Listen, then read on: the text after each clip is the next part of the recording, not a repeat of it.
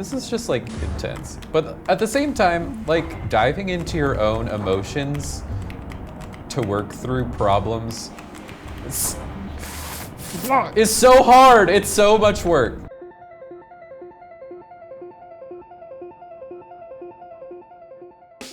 My personal relationship with depression is a long one. We met pretty young. I personally am not depressed, but I do have a good friend of mine suffers from manic depression. My personal relationship with depression is one kind of from the outside looking in. There are people who are very close to me who suffer from depression. I've been dealing with anxiety and depression since I was about 14 years old. I can say from personal experience that talking about depression to someone who isn't depressed can be pretty difficult. It requires a lot of empathy. I don't know what it's like to be in the middle of an attack. I don't know what it's like to be in the heart of things. You tend to try to choose your words carefully, but I feel like the English language or whatever language that you're using is not equipped for it. It's such a unique mindset to be in when logic kind of leaves your brain and these negative thoughts take over. Depression becomes so familiar, like it makes itself that way. It's so funny how like depression is like this blanket and like it's so familiar.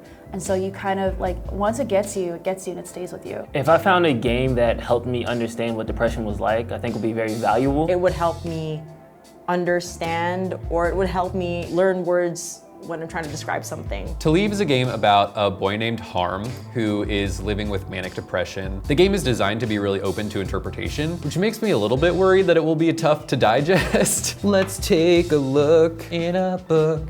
Devote your full attention to what you're about to experience. You won't regret it. Yours truly, Freaky Creations. Oh shit, and there's websites may be of assistance. That is so awesome. Chapter 1, Intoxication. Never a great idea for someone who's going through heavy depression, but definitely a way that a lot of people cope. Is he making medicine? That's definitely not matcha. Oh God. It's like he knows it's a bad idea too. But he does it anyway.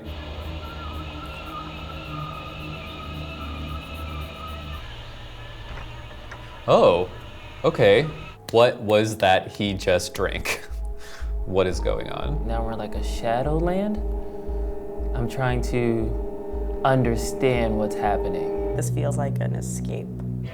Well, the graphics like totally shifted. Little happy laughy faces. Let's soak up as many of those as we can. This is like euphoria. The lack of tutorial is like freaking me out a little bit. Even now, I'm still waiting for like a pop-up menu to just come and like make everything make sense. I guess I interact with this pretty thing. Oh. It almost gives me anxiety that I don't know what I'm looking for, which is life, I guess. Lots of doors. Lots of portals to other places. Ooh, and a smoochie. I can't tell how old this guy is. I don't know if this is weird or not. Oh. I was just having a good time and now he's throwing up. That like hard cut back to reality, I feel that real deep. From what's been described to me by my friend, that's kind of how it is. Basically like a roller coaster, like highs and then suddenly like it's a low. Chapter 2, Commitment. I'm seeing the aesthetics of the apartment, the sinking candles. It's like his lair. So a lair can be good because it can be secret, it can be where you hold your power, or it could be more like a jail cell. So I guess we'll figure that out. Okay, so he's writing to himself. I'm still hungover, but eager to start. The first step is to awaken the origin gate out of its millennial slumber. I have no idea what that means. There's a really interesting line here. I'm already decided what shall be my gift. It's the only thing that's mine to give, a slice of my soul. It'll be a simple matter of going through my magical door and traversing the dark void. Easy. That's not easy. Let's see what else is like around. The truth is that after Faye's death, I wanted to cut off everything and everybody from my life, so I hammered this door to its frame and piled up all this trash here. Little by little, visitors happened less and less until eventually they all stopped coming together.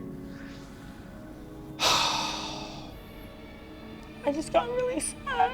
If you were on the other side of that door and you see somebody hammering their door to their wall, you would take it as, all right, I guess he wants to be alone. But should he be alone? Yeah, there's just so much trash and blocking that door, and it's like boarded shut. This person really is suffering. I've had the very close person has stayed in the bed for a whole day before, and it's just like, come on, get up, let's do this, let's do it. But this is what it might look like from their side. It's the little things. It's stuff like that that you wouldn't know unless unless you've actually been through it. And this magic door thing is obviously like not real. I'm assuming it's his subconscious or like diving into himself, but he's like projecting it outwards so that it's not about him, which I think is a coping mechanism for a lot of people who don't want to acknowledge that the depression is like their thing. If they make it an outward thing, it's easier for them to like pick it apart and kind of work through it. Remain in the dark void? No, thank you. What's a little sad cube man? He's so sad. I'm running out of power. Wait, what's going on? I see like my vibrance is something that I have to just pay attention to. This feels a little bit more like a game I'm used to, like very Mario Brothers-y. Yeah, I like that he can land and grab things. So now I think it's interesting that to finish the first objective, I have to harvest souls, which I just gave a piece of mine. So it's souls are a currency in this game. Hello? Oh my God, it like sucked all the energy out of me. Oh my God, my character's like dying, like wasting away. This is so slow. You lose a lot of your dexterity in your movement. You can't jump as high, you can't move as fast. Oh, I have no vibrance now, so that sucked all the vibrance out of me. Oh, then I just go and collapse on my bed. That's all the diving we can do in our mind for the day. And that was like such a simple task. I guess it took everything out of him, which I guess is symbolic in itself. It shall be another relatively easy encouragement. Every single time, he's like telling himself that it's gonna be easy, but it's not easy. He's like giving part of his soul away. Okay, diving deeper. I think this one will be a little harder. It almost looks like synapses, like we're inside his mind. Okay, this one's not as sad. Oh, now he's sad that I'm here. God damn it. Wait, oh okay. My vibrance, what? How do I stop my power output from like going to zero? Oh, okay, I don't think there's anything useful down there. Okay, yeah, I can see that. I thought I was gonna fly. Because in the first chapter I was able to fly. So I thought that if I just like fall off this cliff, I was gonna fly. But I was wrong. Feed the door, try again. I knew this was gonna happen. He was gonna feed him his soul. And I was like, I don't wanna give Harm's soul away. Like there's only so much. Oh, okay, I should eat those things. Ooh, okay, we're flying now. We're flying. Ooh, this looks so cool. This is really hard. Come on. Oh, God, that scared the crap out of me. Why do they look so upset when I land on them? It's like everything in this world is unhappy to see me. If you're depressed and you're around other people who aren't, like they're not gonna react positively about it, you know? It's not easy for people to empathize with that a lot of the time. It's really interesting in the game. The more vibrance I have, the more I can walk, the more I can move. My controls are different. I have to harvest more of my soul? Back to being a shell of myself. Also relatable. Everything about this is so relatable and sad. Yeah, I think this is definitely telling me that like when you're drained, you can't really, it's hard to do anything. And sometimes like this pace is kind of like how it feels to be like heavily depressed. I just hope it doesn't turn people off too soon from being too heavy. For someone who hasn't personally dealt with depression, it might not feel as heavy to them because they won't relate so hard to everything. So with this letter that was different from some of the other letters is that it's saying that it's going to require a bigger and calculated practice. It's going to be hard. It's going to be different. So it's a bit of foreshadowing. So let's see what the next chapter brings. Ooh.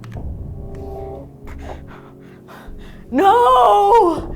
I have to give my soul away again. Okay, now we're getting into like actual platformer stuff. Okay. Ah!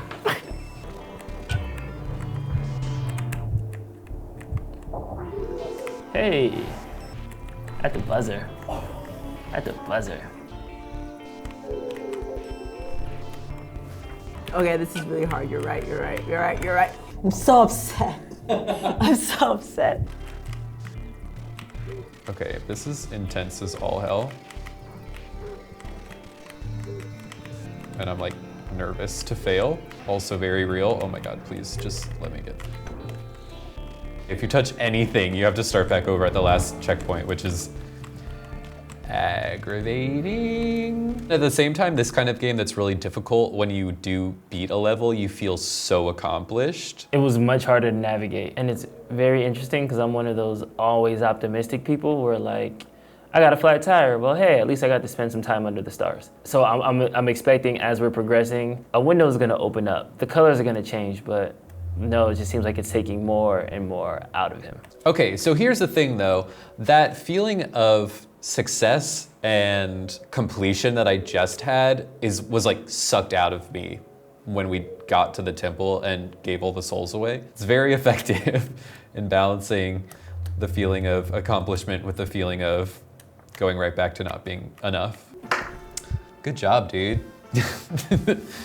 This game is legit. The vibrance stuff, I know what that freaking feels like. The game is difficult, which I think is good. I think it paints a picture that depression is not something that's easy to overcome, and that is something that takes a lot of repetitive work. Knowing the background of this, I can see the similarities of somebody that has depression and the character, like how the character is feeling. I think this game can definitely help people who want to understand more about depression, simply because not necessarily what you do in the game, but what you cannot do. The door was hammered, I can't leave. The sky is dark, I can't look up. It definitely puts the shoe on the other foot, and it lets me know that sometimes you're not smiling because you chose not to, but more so because that's not one of the choices listed. I think this game could be beneficial to the mental health community. The vocabulary that's in this, a doctor could help talk and communicate with the patient player. I wish I had something like this during my time when I was going through my mental illness. If my friend was, let's say, in a good enough space to play this game and we played it together, it would be like a good bonding experience. I'm really impressed that you could make a game about such a tough topic and have it still be enjoyable. I definitely recommend this game. I think it was a good one.